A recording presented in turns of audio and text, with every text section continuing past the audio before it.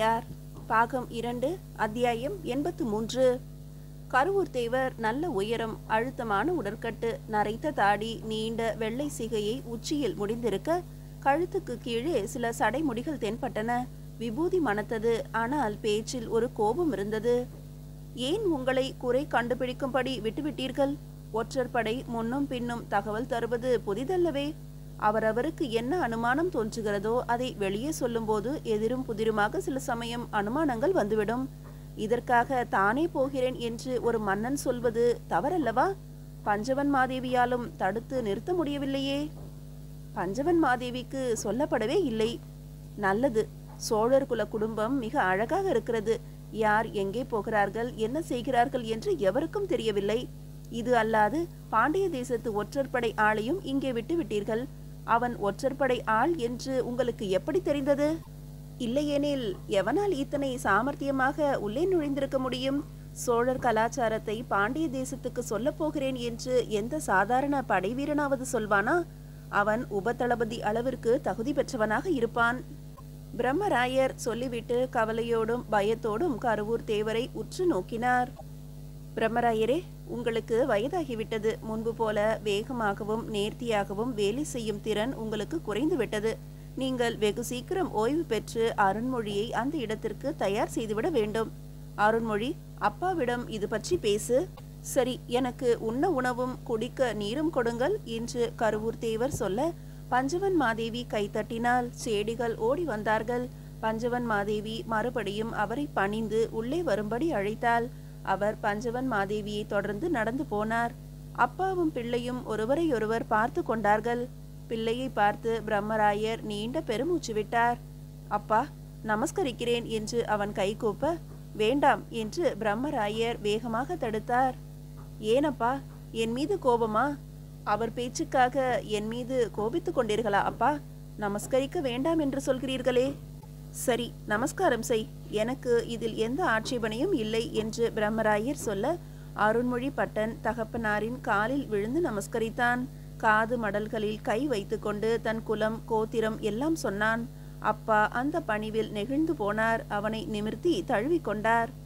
சற்று பொறாமையாக இருந்தாலும் உன் தகுதி மெல்ல மெல்ல வளர்ந்து கொண்டிருப்பதை பார்த்து சந்தோஷமாக இருக்கிறது. உடையார் ஸ்ரீ ராஜராஜ தேவர் உன்னை பாராட்டினால் எனக்கு பொறாமை ஏற்படுவதில்லை. கருவூர் தேவர் பாராட்டினால் உள்ளுக்குள்ளே சற்று கடுப்பாகத்தான் இருக்கிறது. ஏனெனில் சரியான ஆளை தவிர வேறு எவரையும் கருவூர் தேவர் பாராட்டி நான் பார்த்ததே இல்லை. ஏன்? உண்மையில் என்னை கருவூர் தேவர் பாராட்டியதே இல்லை. அப்பாவும் பிள்ளையும் பேசிக்கொண்டே நகர காவலை பார்வையிட்டார்கள். கருவூரார் வந்துவிட்டார் என்பதாலேயே காவல் பற்றி கவலையானார்கள். தஞ்சை நகர் காவல் அதிகாரிகளும் சோழ படையின் பல்வேறு பிரிவினரும் கடந்த 200 வருடங்களாக போர்களில் ஈடுபட்டதோடு மட்டுமல்லாமல், போர்களை திறம்பட செய்வதோடு மட்டுமல்லாமல், தேசத்தின் காவலை செவ்வனே நடத்துவதற்கும் பழக்கப்பட்டிருந்தார்கள். பரம்பரை பரம்பரையாக காவல் செய்து வந்ததால், கையில் வாள் ஏந்தி போரிட்டு வந்ததால், அந்த மறவர் கூட்டத்திற்கு அடுத்தடுத்து என்ன செய்ய வேண்டும் என்று அவர்கள் முன்னோராலேயே சொல்லி வைக்கப்பட்டிருந்தது. தங்களால் தான் சோழ தேசம் மிக உச்சமான ஒரு நிலையை அடைந்திருக்கிறது என்றும், இன்று மகத்தான பணிகளை சோழ தேசம் மேற்கொண்டிருக்கிறது என்றால் 6-7 தலைமுறைகளுக்கு முன்பு வாள் ஏந்தி போருக்கு போன மறவர்களுடைய ஆட்கள்தான் காரணம் என்றும் அவர்கள் புரிந்து வைத்திருந்தார்கள். முன்னோர்களை விட இன்னும் சிறப்பாக நாம் செயல்பட வேண்டும், அடுத்த தலைமுறையை இன்னும் பலமாக வளர்க்க வேண்டும் என்று ஆவல் கொண்டிருந்தார்கள். எந்நேரமும் தேசம் பற்றியும், தேச பாதுகாப்பு பற்றியும், போர் பற்றியும், போர் முறைகள் பற்றியும், உடம்பு வலிவு பற்றியும், உள்ள திண்மை பற்றியுமே அவர்கள் பேசினார்கள். சோழ தேசத்து வீரர்கள் எல்லோரும் இறுக்கமாய் வேட்டி கட்டி, இடுப்பில் துண்டு போட்டு இறுக்கி, மார்பில் தோல் கவசமோ சங்கிலி கவசமோ அணிந்து, தலைப்பாகை கட்டி, புஜங்களில் கேயுரம் அணிந்து, நெற்றியில் திருநீறு இட்டு, இடது கையில் கேடயமும் வலது கையில் வாளோ ஈட்டியோ தரித்து, காலில் தோலாலான பாதரட்சை அணிந்து, அந்த பாதரட்சையின் பிணைப்பு வாரை முழங்கால் வரை சுற்றி, கீழே விழுந்தால் முழங்காலில் அடிபடாமல் இருக்க அங்கும் தடித்த எருமை தோல் சுற்றி, கையுறைகள் அணிந்து, வெகு தூரம் நாடு கடந்து பல்வேறு தேசங்களுக்கு போய் படையெடுத்து, கோட்டை தாக்கி கொள்ளையடித்து பெண்டிரும் பண்டங்களுமாக ஊருக்கு திரும்பியவர்கள்.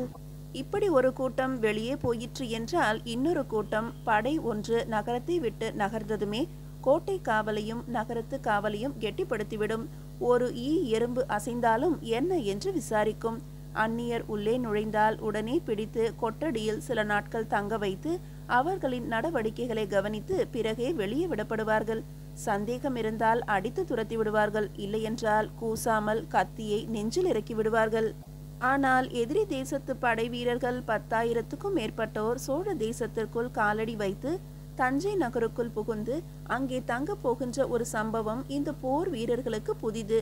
இதை எப்படி சமாளிக்க போகிறோம் என்று அவர்களுக்கு கவலையாக இருந்தது. என்ன ஏற்பாடுகள் செய்து வைத்திருக்க வேண்டும் என்று புரியாமல் இருந்தது. அந்த சாளுக்கிய வீரர்கள் எகிரி பேசினால் அடிப்பதா அல்லது அன்பாக பேசுவதா? இது எங்களுடைய ஊர், எங்களுடைய தேசம், எங்களுடைய தலைநகரம், உங்கள் வரவு நல்வரவு ஆகுக என்று வரவேற்பதா? அல்லது நாயே வந்து இந்த கல்லை தூக்கு என்று கட்டளையிடுவதா? கேணியிலிருந்து நீர் இறைத்து தலைக்கு ஊற்று, வீடு பெருக்கி வை, ஓடுகளை மாற்று என்று கூலிக்கு ஆட்களை நியமித்துக் கொள்வதா? 10,000 வீரர்களும் ஒன்று சேர்ந்து இரவோடு இரவாக எங்கேனும் ஆயுதங்களை திருடிக் கொண்டு சட்டென்று வீடு புகுந்து தாக்கினால், குதிரை கொட்டகையை யானை கொட்டகையை உடைத்து கொண்டு உள்ளே போய் அவைகளில் ஏறிக்கொண்டு போருக்கு தயாரானால் என்ன செய்வது? இப்படி ஒரு விஷயம் சோழ தேசத்தில் நடந்ததே இல்லையே என்று உள்ளுக்குள் பதறினார்கள். இடையராது அது பற்றியே சிந்தித்து பேசிக் கொண்டிருந்தார்கள். கூடுதலாக சவுக்குகள் தேவைப்படுமோ என்று ஒரு வீரன் கேட்க, சில பேர் வேண்டாம் என்று வேகமாக தலையசைத்தார்கள். ஏன் வேண்டாம் என்று சொல்கிறீர்கள்? சாளுக்கிய வீரர்களை பற்றி உங்களுக்கு தெரியாதா? நீங்கள் அவர்களிடம் அடி வாங்கியதில்லையா? அடி வாங்கிய கதைகள் உங்களுக்கு சொல்லப்பட்டதில்லையா? மிருக வெறி கொண்ட சாளுக்கியர்களிடம் சோழ வீரர்கள் எத்தனை முறை மாட்டிக்கொண்டு எத்தனை விதமான சித்திரவதைகள் பட்டிருக்கிறார்கள் தெரியுமா? சுந்தர சோழர் காலத்திலிருந்து தானே நாம் சரியாக தலையெடுக்க ஆரம்பித்திருக்கிறோம். பாண்டியர்களுடைய துரோகமும் நரித்தனமும் நமக்கு புதிதில்லையே. இதில் திமிர் பிடித்த சேரப்படை வீரர்களும் இருக்கிறார்கள் என்று கேள்விப்படுகிறோம். எத்தனை நாள் முற்றுகை, எவ்வளவு நாள் போர், ஊர் முழுவதும் இடையராது தீப்பந்தங்கள் வீசி எரித்த பிறகல்லவா அந்த சேரன் அடங்கினான். ஒரு நகரத்தையே எரியூட்டி உள்ளே புகுந்து சகலரையும் அடித்து தாக்கிய போதல்லவா அடிபணிந்தான். எனவே வருகின்ற இந்த 3 குழுவினரும் உன்மத்தம் பிடித்தவர்கள். சவுக்கு இல்லாமல் பணிய மாட்டார்கள், நான் எழுதி தருகிறேன் என்று ஒருவன் கர்ஜனையாக பேச மற்றவர்கள் மௌனமாக இருந்தார்கள். நகரத்தின் எல்லையில் நெருக்கமாய் குடிசைகள் போட்டு குடிசைகளுக்கு நடுவே பெரிய பந்தல் போட்டு வீடுகள் அமைத்து குடியிருந்த அந்த வீரர்களுக்கு நடுவே தோளில் சிறிய மூட்டையும் கையில் குத்தீட்டியுமாக ஒரு வீரன் வந்து சேர்ந்தான்.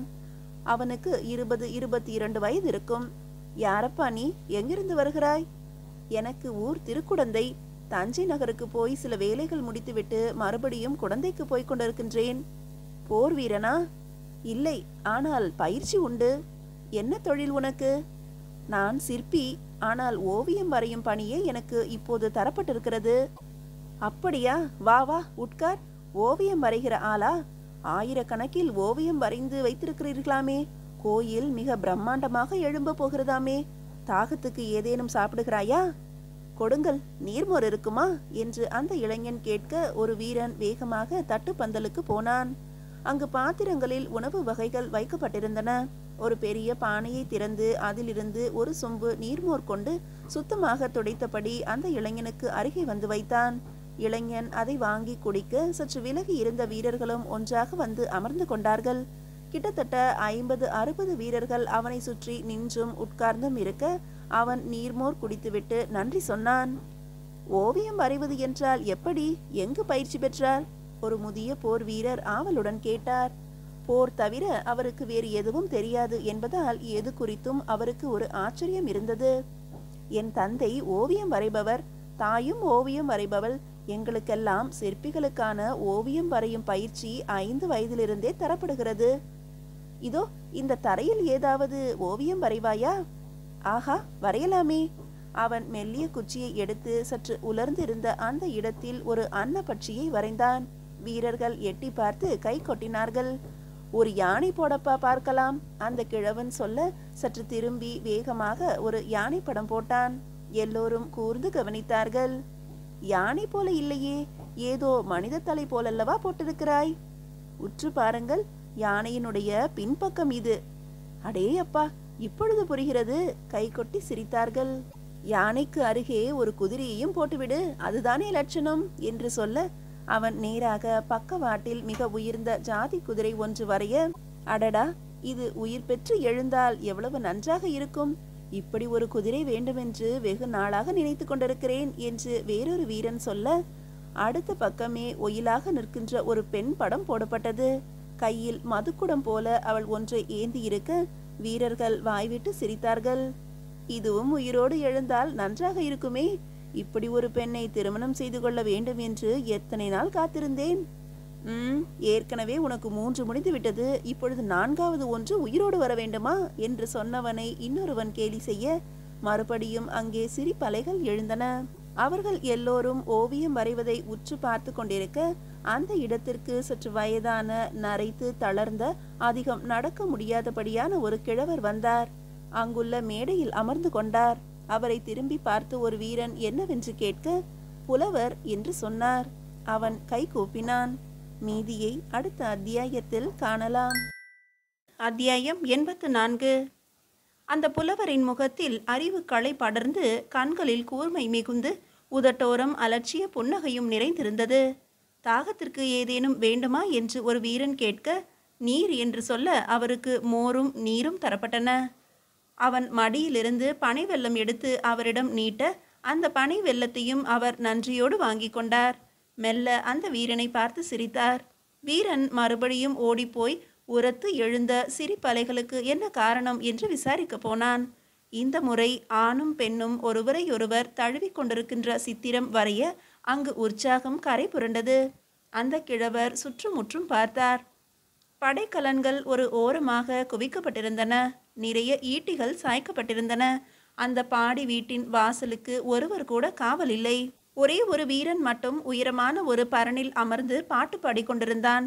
இவர்கள் எதற்காக சிரிக்கிறார்கள் என்று அடிக்கடி திரும்பி பார்த்து கொண்டிருந்தான். அங்கு காவல் என்பது பலமாக இல்லை, வெறும் ஒரு விளையாட்டாக ஏதோ இருக்க வேண்டுமே என்பதற்காக இருப்பது என்பது புரிந்து போயிற்று.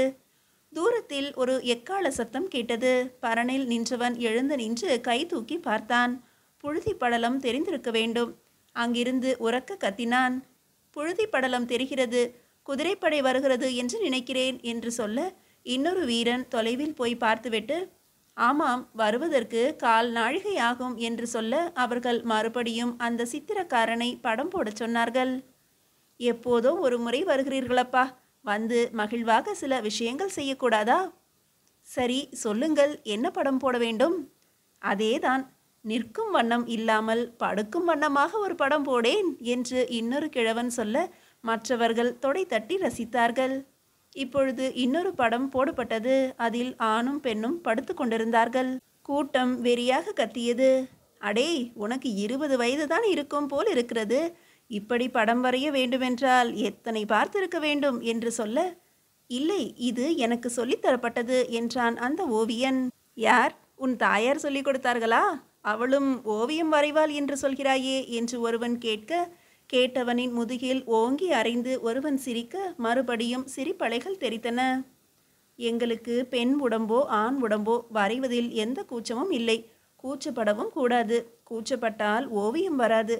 ஆணின் பெண்ணின் பல்வேறு விதமான அசைவுகளை தோற்றங்களை வரைவது எங்களுக்கு பழக்கம். இம்மாதிரி படங்களை என் தாயும் வரைவாள், நானும் வரைவேன். ஆனால் உங்களை போன்றவர்களிடம் காட்டி கொண்டிருக்க மாட்டோம். ஏதே வெறுமனே பல்குத்தி கொண்டு உட்கார்ந்திருக்கிறீர்களே என்பதற்காக இம்மாதிரி படங்களை ஒரு சந்தோஷத்திற்காக வரைந்தேன் என்று கூறிவிட்டு அந்த ஓவியன் சிரித்தான். அடே, யாரடா பல் குத்தி கொண்டு உட்கார்ந்திருப்பது?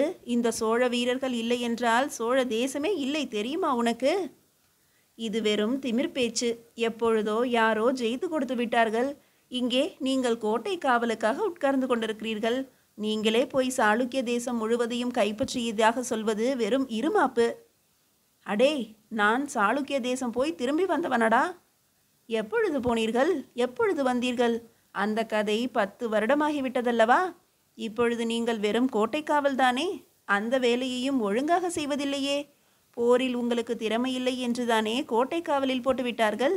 இங்கு இருக்கின்ற அத்தனை பேரும் 2ஆம் தர போர் வீரர்கள் தானே என்று சொல்ல, ஒருவன் அந்த ஓவியனின் தோளில் சட்டென்று கை வைத்தான். அடே, எங்களை சந்தோஷப்படுத்தினாய் என்பதற்காக உன்னுடைய பேச்சை பொறுத்து கொள்கிறேன். இன்னொரு முறை சோழப்படை வீரர்களை பற்றி ஏதேனும் தவறாக பேசினால் பளீரென்று அறை விழும். நீங்கள் அடித்தால் முடிந்து போயிற்றா? ஒரு ஓவியனை கன்னத்தில் அறிந்துவிட்டால் மாலை போடுவார்கள் என்று நினைத்து கொண்டிருக்கிறாயா? நான் உடனடியாக இது பற்றி உபதளபதிகளிடம் குறை சொல்வேன். ஒரு ஓவியனை கூப்பிட்டு வைத்து இழிவுபடுத்தியதற்காக உனக்கு கசியடியும் 3 நாள் உணவில்லாத சிறைவாசமும் கிடைக்கும். அடித்துப்பார் என்று வேகமாக ஓவியன் எழுந்து நிற்க இன்னொரு கிழவன் அவனை அமைதிப்படுத்தினான். ஏன் எங்களை இழிவுபடுத்துகிறாய்? நாங்களும் எங்கள் வேலையை செவ்வனே தான் செய்து கொண்டிருக்கிறோம்.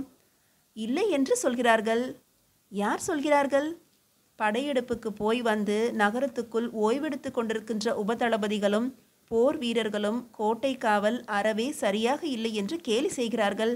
நீங்கள் தொந்தியும் தொப்பையுமாக இருப்பதையும் எப்பொழுதும் வெற்றிலை போட்டுக்கொண்டு தூங்குவதையும் குடித்துவிட்டு பாடுவதையும் கேலி செய்து கொண்டிருக்கிறார்கள். நேற்று இரவு யாரோ மாடத்தின் உச்சியில் முழுவதுமாக குடித்துவிட்டு தன்னுடைய நிழலை தானே பார்த்து அதட்டி கொண்டிருந்தான் என்று ஒரு உபதளபதி எங்களிடம் சொல்லிக் கொண்டிருந்தார். வெளியூரிலிருந்து தேவரடியார்கள் வந்தால் மடக்கி நின்று தீர விசாரிக்கிறீர்களாம்.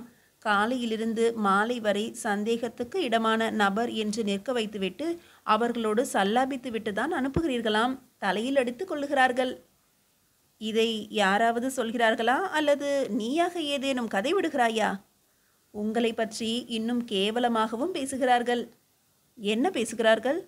உங்கள் அனைவருக்கும் கள்ளக்காதல் இருப்பதாகவும் அதிகாரச்சிகளை போய் பார்த்து பல் இழிப்பதே உங்களுக்கு வேலை என்றும் அந்த அதிகாரச்சிகள் ஏவிய பணிகளை செய்வதற்காகவே நீங்கள் அலைகிறீர்கள் என்றும் சொல்லுகிறார்கள். அடே, இவனை பேசவிட்டது தவறு.